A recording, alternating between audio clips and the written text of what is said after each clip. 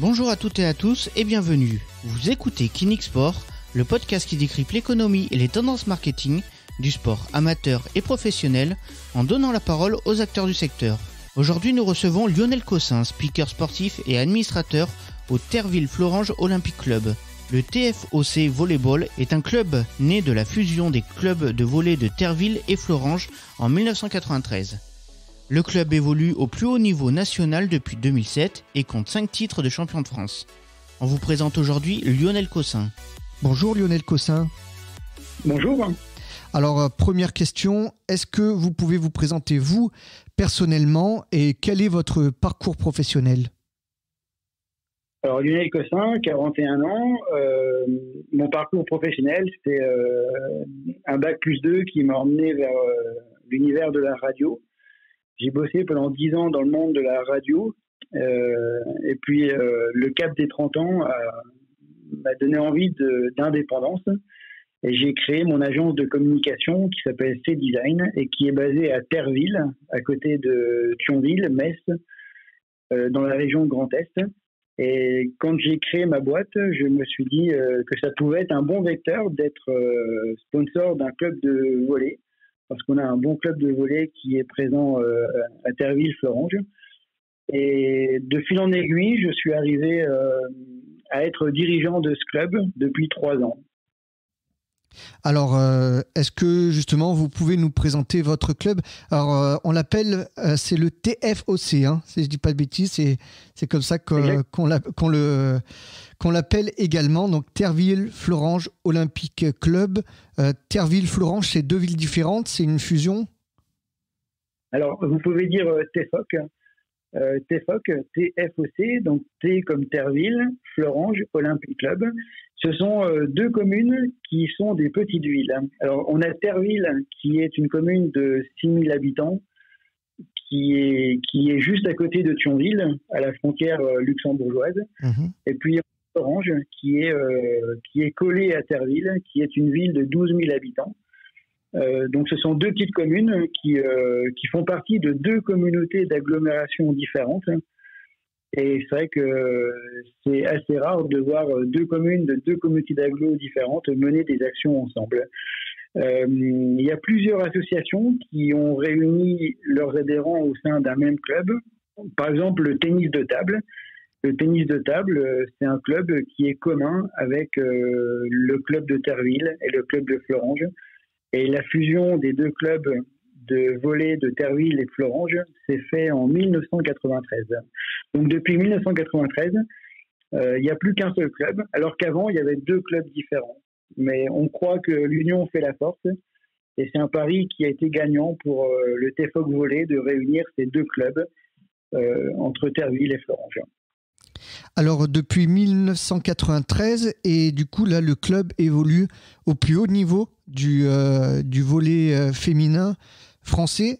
Donc, c'est un des clubs majeurs. Si je ne dis pas de bêtises, il est même dans le haut du classement actuellement. C'est une progression qui s'est faite petit à petit. Comment s'est développé justement ce club né d'une fusion entre Terville et Florange ? Alors, c'est une longue aventure, hein. C'est une belle histoire, le TFOC Volleyball. Donc, la fusion des clubs de Terville et Florange et donc la création du TFOC date de 1993. Mais à l'époque, on avait des équipes qui se battaient pour accéder à l'échelon national. Et c'est seulement 3 ans plus tard, en 1996, que le TFOC a eu une équipe en National 3. 3 ans plus tard, 1999, on accède à la National 2. Et puis, c'est seulement en 2007 que l'on a une équipe qui accède en Ligue A féminine, c'est-à-dire le plus haut niveau français. Donc, c'est vrai que ça a été très progressif. À chaque fois, il faut recruter des joueuses. À chaque fois, il faut trouver le budget pour accéder au plus haut niveau français. Les exigences de la Ligue sont de plus en plus fortes. Et c'est vrai qu'avec les moyens que l'on a, avec le soutien que l'on a, on a un budget qui n'est pas illimité, quoi, hein. On est sur un petit secteur géographique, mais à chaque fois on grandit. On a eu toute une période entre 2007 et 2017, on va dire, qui sont des périodes où on a fait le yo-yo entre la première division et la deuxième division française. Et là, on espère que cette année, on arrive à une stabilisation. Là, c'est notre deuxième année consécutive en Liga F. On est actuellement 6e du championnat et cela signifie qu'on est maintenu pour une 3e saison au plus haut niveau. On espère l'être le plus longtemps possible, évidemment. Alors, quel est le budget ? Est-ce que vous faites partie des budgets moyens, plutôt des petits budgets ou des gros budgets de la Liga féminine ? Alors, la Ligue nationale de volley, elle impose un budget minimal pour cette saison de 700 000 euros. Donc, si vous n'avez pas 700 000 euros de budget, vous ne pouvez pas être en Liga F. Donc, il faut avoir le minimum. Et le TFOC volley est à ce minimum de 700 000 euros. On aimerait bien avoir plus, évidemment, mais avoir plus, ça sous-entend de développer les partenariats privés, ça sous-entend d'avoir plus d'accompagnement des partenaires publics. Donc petit à petit, on construit notre budget, on fait avec les moyens qu'on a, mais on a un coach qui a l'habitude de dire qu'on a peut-être le plus petit budget de Ligue A, mais quand on n'a pas de budget, on essaye d'être le plus malin. Et je pense qu'à ce petit jeu-là, je pense qu'on arrive à être malin dans notre recrutement et dans nos résultats. En tout cas, moi je pense qu'il faut souligner une chose, c'est que le TFOC volley fait cette saison c'est la meilleure saison. Il nous reste une journée à faire. C'est une journée qui nous amènera à Paris. Mais cette dernière journée ne changera rien au classement final. On restera 6e dans tous les cas de cette saison de Ligue AF. Et on n'avait jamais terminé à la 6e place. Jusqu'à présent, on avait toujours fini entre la 11e et la 9e place. Donc c'est une vraie performance pour nous que d'être à cette 6e place. On est aux portes d'une qualification européenne. Malheureusement, il y a 2 équipes qui nous ont fait défaut cette année. On est tombé dans les pièges du Nord à Marc-en-Barœul, qui nous a battus 2 fois. Et on est tombé dans le piège de Chamalières, qui nous a battus également cette saison et qui nous a empêché cette qualification en Coupe d'Europe. Mais on retient cette bonne saison qui est de finir à la 6e place et c'est déjà vraiment très très bien. Alors quand je vous entends, j'ai l'impression que le TFOC, le Terville-Florange Olympique Club, c'est, j'ai envie de dire, le club majeur dans un territoire plutôt mineur, en tout cas par rapport aux agglomérations qui peuvent vous entourer. C'est pas péjoratif, c'est vrai que j'ai regardé un petit peu, c'est vrai qu'il y a Nancy, il y a Metz, c'est vrai qu'il y a des grandes agglomérations, des grandes métropoles autour, et puis vous faites office un petit peu de village gaulois au milieu de ces grandes agglomérations. Du coup, quelle est la place de Terville-Florange Olympique Club dans votre territoire, et au final, c'est quoi votre territoire, plutôt régional, départemental ? Alors, vous avez raison de le dire, on est dans une région qui est la région Grand Est. Au niveau sportif, le département de la Moselle, ce sont 3 équipes qui sont au plus haut niveau français. Le plus connu, c'est le FC Metz en football, qui est en Ligue 1. On a le Metz Handball, qui est un club également très reconnu dans le domaine du handball féminin français, qui joue régulièrement la Ligue des Champions. Et la 3e équipe en Moselle qui évolue au plus haut niveau français, c'est le TFOC volley. Alors, la différence entre le TFOC volley et le Metz Handball et le FC Metz, c'est qu'on n'est pas à Metz. On n'est pas dans la ville principale de la Moselle. Mmh. On est dans 2 petites communes, ce qui fait de nous effectivement des... Ouais, vous avez dit des Gaulois. C'est un peu ça. On essaye de prouver qu'avec de petits moyens, on arrive à faire de grandes choses.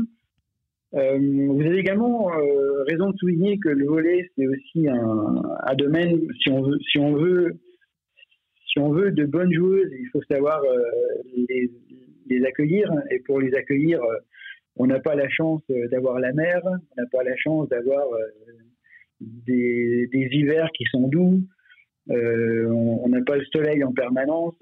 Et c'est compliqué de recruter. Et je pense que ce qui est bien avec notre club, c'est que la notion qui est souvent évoquée par des politiques, qui est la notion d'attractivité du territoire, elle prend tout son sens.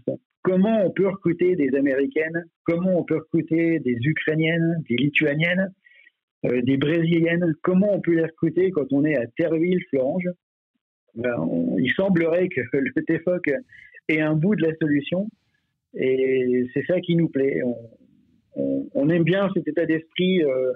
On n'est pas un club riche, mais on arrive à faire de belles choses. On arrive à compenser notre budget par d'autres choses. Alors, pas un club riche, malgré tout, les résultats sont là, parce que vous êtes aux portes de l'Europe, en tout cas cette saison. La salle vient d'être refaite. Vous avez un nouvel écrin. Vous avez malgré tout un territoire, hormis on va dire, la ville de Metz, où vous êtes le club phare. Donc il y a quand même un certain nombre d'atouts de votre côté. Et en tout cas, ça ne vous empêche pas de vous développer. Non, on se développe parce qu'il y a un vrai esprit de famille. Hein. En fait, dans ce club qu'est le TFOC Volleyball, il y a un esprit de famille qui est assez contagieux. On a de plus en plus de bénévoles, on a de plus en plus d'adhérents. On a un noyau de 400 adhérents, enfin hors période Covid, je m'entends, mais on a 400 adhérents, 400 pratiquants de volley chaque semaine qui viennent dans les gymnases, et ça c'est bien. Et je pense que on a une volonté politique de développer le sport de haut niveau en Moselle. Quand vous parliez tout à l'heure de quel est le bon échelon pour le TFOC, moi je crois que l'échelon départemental, il est pas trop mal. Et c'est un petit clin d'œil à notre président du département, qui s'appelle Patrick Weiten, qui est un ancien volleyeur et qui a très envie qu'il y ait un club de haut niveau qui vienne en Moselle. Alors, vous parliez aussi de notre nouvelle salle. Effectivement, depuis cette saison, on joue dans une toute nouvelle salle qui s'appelle le 111 à Terville. Et on joue dans un gymnase qui est tout neuf. Donc ça aussi, c'est vraiment idéal. On a des conditions qui sont parfaites pour poursuivre notre développement. On franchit des paliers très régulièrement. Quand je regarde les photos de là où on était il y a quelques années, je me dis qu'on a déjà bien progressé en termes d'événementiel, en termes de public, en termes de bénévoles, en termes de spectacles. Voilà, il faut qu'on continue. Moi, j'ai qu'un seul regret, et on en reparlera aussi par rapport à la communication, c'est que Terville-Florange, 2 petites communes, moins de 20 000 habitants. Sur ces 20 000 habitants, combien savent qu'il y a une équipe qui évolue au plus haut niveau français dans le volley? Je pense qu'on a encore des progrès à faire à ce niveau-là. Mais l'histoire est en marche.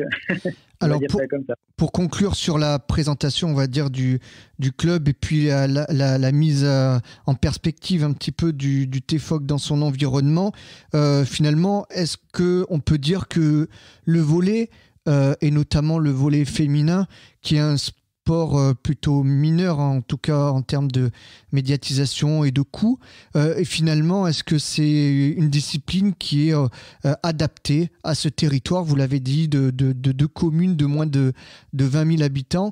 Alors, on sait que le football maintenant se développe de plus en plus dans les grandes villes. On voit les petits clubs, les clubs dans les villes moyennes ont de plus en plus de difficultés, Auxerre, Sochaux, etc. Et là, le volley féminin, finalement, est-ce qu'il ne trouve pas complètement sa place dans une région et une agglomération comme Terville-Florange? Mais complètement. En fait, je pense que les grandes villes sont déjà prises par le foot. Donc, qu'est-ce qui reste aux villes de taille moyenne pour briller dans le sport national? Je pense qu'elles ont tout intérêt à investir dans des sports comme le nôtre, comme le volley. Et je pense qu'il y a plein d'exemples. En Lorraine, la région dans laquelle on se trouve, vous avez une ville comme Saint-Dié. Saint-Dié-des-Vosges, c'est une petite ville je crois qu'il y a 20 000 habitants à Saint-Dié. Quel est le sport numéro 1 dans les Vosges? C'est le volley. Grâce à Saint-Dié, Saint-Dié qui investit fortement pour qu'ils aient une équipe en première division nationale la saison prochaine. Alors, c'est pas encore fait, mais l'équipe de Saint-Dié est très bien placée pour rejoindre la Liga la saison prochaine. Et Oui. ils ont bien compris que c'est un vecteur de communication pour ces communes. Le foot, c'est déjà pris. Moi, je pense que c'est pas la peine que les municipalités investissent dans le foot, parce que les places sont déjà prises. Alors évidemment, il y aura toujours des descentes et puis il y aura des montées et l'histoire peut se construire.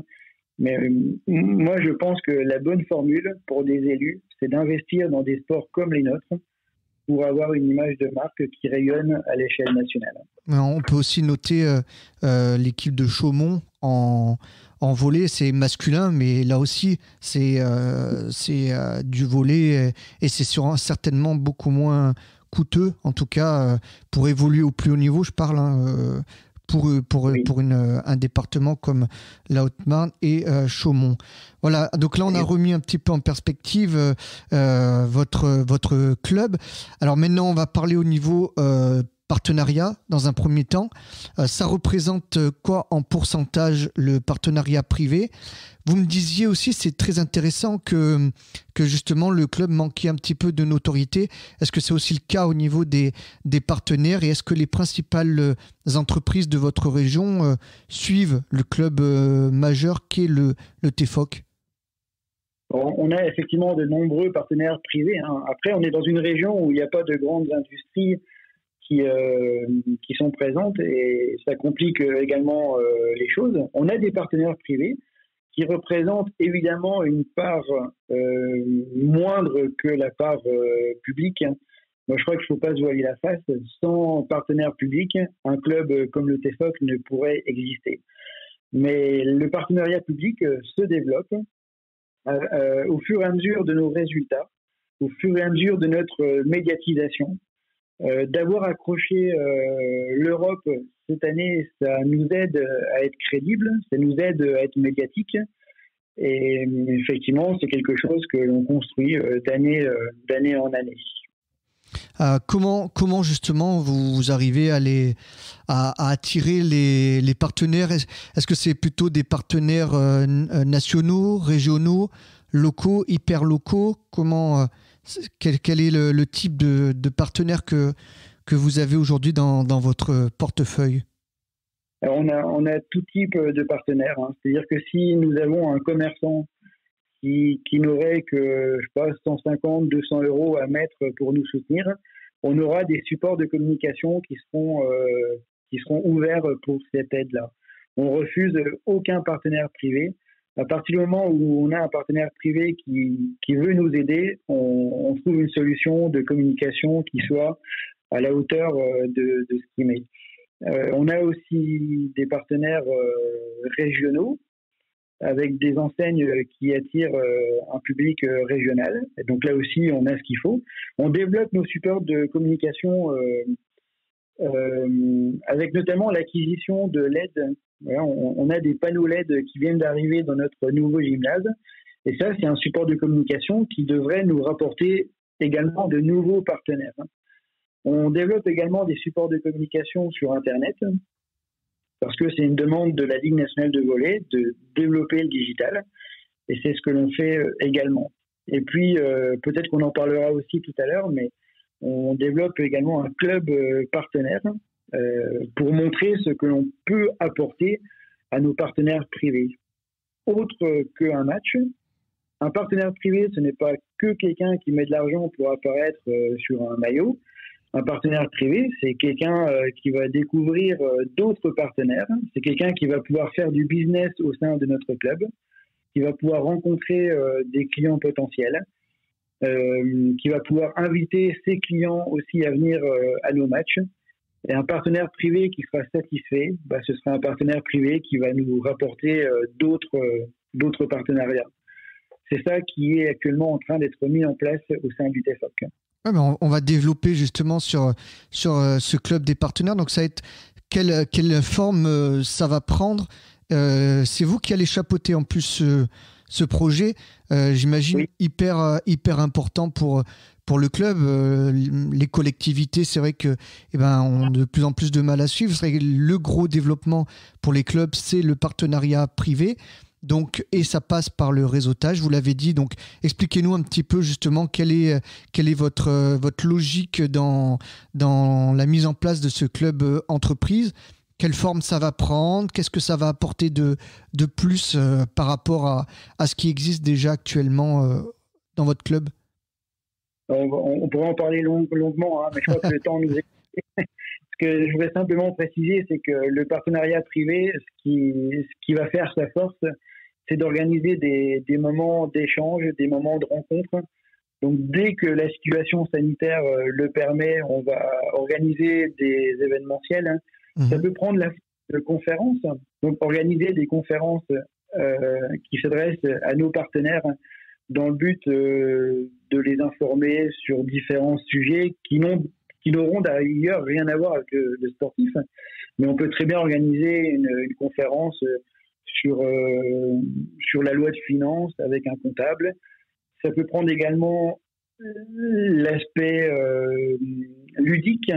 Pourquoi ne pas organiser un tournoi des partenaires, un tournoi de volley, et puis on invite les partenaires à former des équipes. Dans cette équipe, on y met nos joueuses professionnelles. Voilà, c'est de proposer des expériences à nos partenaires qui leur fassent passer des moments agréables. C'est important, ça, l'idée d'expérience, que ce soit à la fois pour les partenaires, mais également pour le grand public. Aujourd'hui, c'est ça aussi, développer le professionnalisme, c'est faire vivre des expériences. Oui, parce qu'en fait, des chefs d'entreprise qui sont passionnés par le volley, moi je pense qu'il y en a pas tant que ça, malheureusement.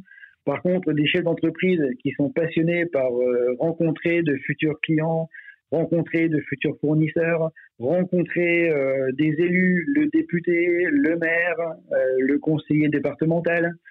Je pense que chaque chef d'entreprise a besoin de ça. Et le TFOC, ça peut être le lieu de rencontre. C'est ça que l'on veut faire au sein du TFOC à partir de la saison prochaine. C'est une analyse, une réflexion que vous avez eue à la fois en tant que dirigeant du club, donc interne, et également partenaire, donc du coup externe. Et voilà, vous êtes dit il faut mettre ça en place pour qu'on puisse développer. Je prends mon exemple personnel. Je suis au club depuis une dizaine d'années et cela a permis de développer ma petite boîte. Moi, j'ai pas une grosse boîte, j'ai une petite boîte, je travaille seul dans le domaine de la communication. Grâce au TFOC, j'ai pu développer de nombreux partenariats, acquérir de nombreux clients, que les gens puissent associer ma boîte à un club qui gagne, qui remporte des matchs, qui est médiatisé, c'est important pour moi. Et je me dis que si ça marche pour moi, ça peut marcher pour les autres. Donc, il faut le faire savoir et c'est tout le travail de communication que l'on fait actuellement au TFOC pour continuer à grandir. Alors justement, on va passer à cette partie marketing, communication. On va exclure un petit peu cette période particulière. On va essayer de se projeter sur l'avant et sur le futur et de dire que tout rentrera vite dans l'ordre, on espère en tout cas. Au niveau communication, quels sont les outils que vous avez mis en place au club, justement, pour développer cette notoriété? C'est intéressant parce que vous me disiez que sur les 20 000 habitants, il y avait très peu de gens qui devaient savoir. C'est paradoxal puisqu'en même temps, c'est le club majeur et il ne doit pas y avoir d'autres clubs vraiment concurrents sur la zone. Ça vient d'où ce manque de notoriété, justement? Je pense que ça vient du monde du volley. Hein. On a un sport qui n'est pas aussi médiatique que le foot. Quand vous regardez les journaux, si vous lisez les journaux, c'est rempli de pages de foot. Combien de pages consacrées au volley ou au handball ou à d'autres sports? Moi, je pense que la France, c'est un pays de foot avant tout et que c'est à chaque fédération de travailler pour continuer à promouvoir l'image du volley. Donc, je pense que ça vient déjà de ça. Après, on n'est pas non plus un club inconnu par les habitants du secteur. Hein. C'est pas ça que je dis. C'est que encore du travail à faire pour que les habitants soient au courant qu'il y a un club. Donc c'est à nous de proposer du spectacle.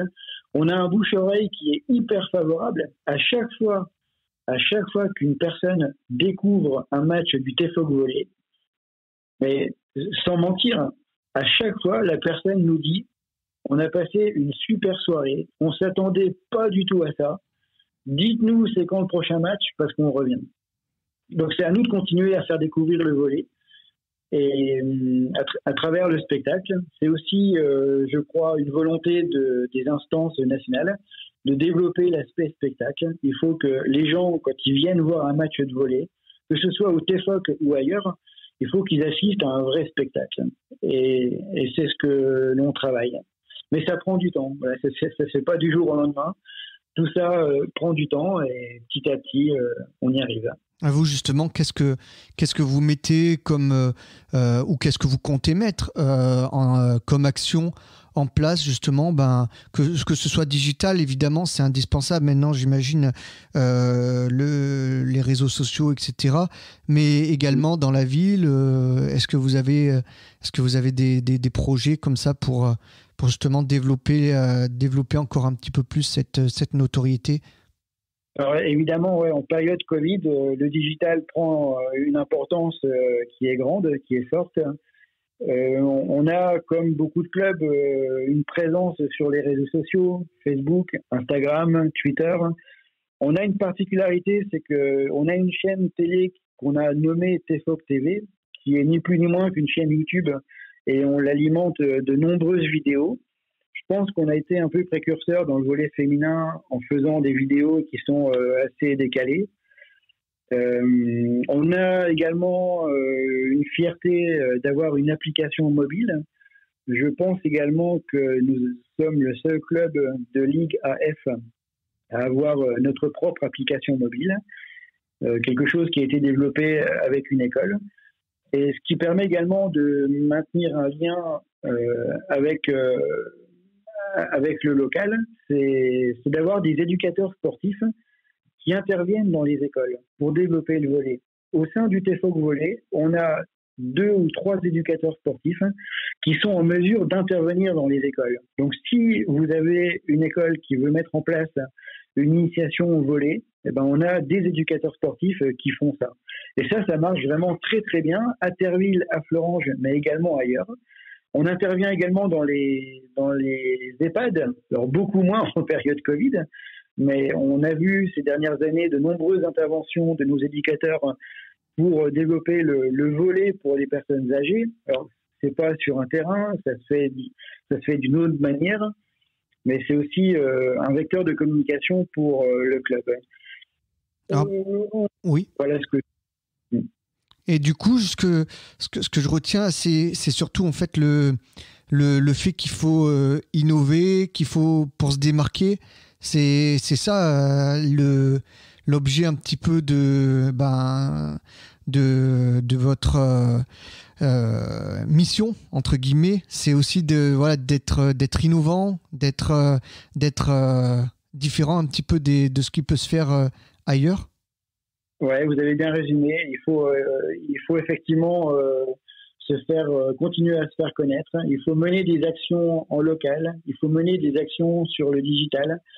Mais je crois que tous les clubs font cet effort-là. Donc, encore plus que ça, c'est de se démarquer. Il faut qu'on se démarque avec des outils qui soient différents des autres.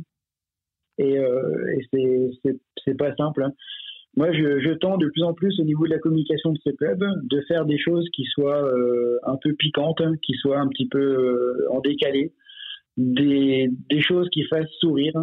Voilà, je pense que la bonne communication pour un club ou pour une marque tout court, hein, parce que je fais pas de différence entre la communication d'un club sportif et d'une entreprise, c'est que il faut provoquer une émotion. Voilà, si la personne elle regarde une vidéo, si la personne elle regarde une photo, il faut que ça provoque une réaction, que ce soit un sourire, ce soit tiens, j'ai envie d'en savoir plus, tiens, je vais aller voir un match, tiens, je connaissais pas le TFOC et maintenant je connais, et maintenant que je connais, je vais m'intéresser un petit peu plus.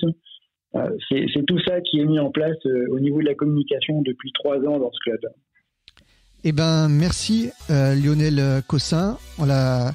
Merci d'avoir accepté de répondre à nos questions. Donc, je rappelle, vous êtes dirigeant. Il y a un salarié, on l'a pas précisé, mais il y a un salarié au club justement aussi qui gère un petit peu, tout ça. Vous êtes dirigeant du club donc de Terville-Florange Olympique Club qui évolue en Liga féminine. C'est le plus haut niveau du volley féminin français. Merci beaucoup Lionel Cossin d'avoir accepté de répondre à nos questions.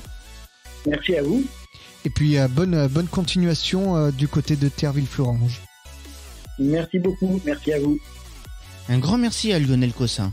Retrouvez le Terville-Florange Olympique Club sur le www.tfoc.fr, mais également sur les réseaux sociaux. C'était Kinix Sport, le podcast qui décrypte l'économie et les tendances marketing du sport amateur et professionnel en donnant la parole aux acteurs du secteur. Encore une fois, merci de nous avoir écoutés. On se retrouve très vite pour un prochain épisode. Et en attendant, retrouvez-nous sur sport.kinix.fr. À bientôt.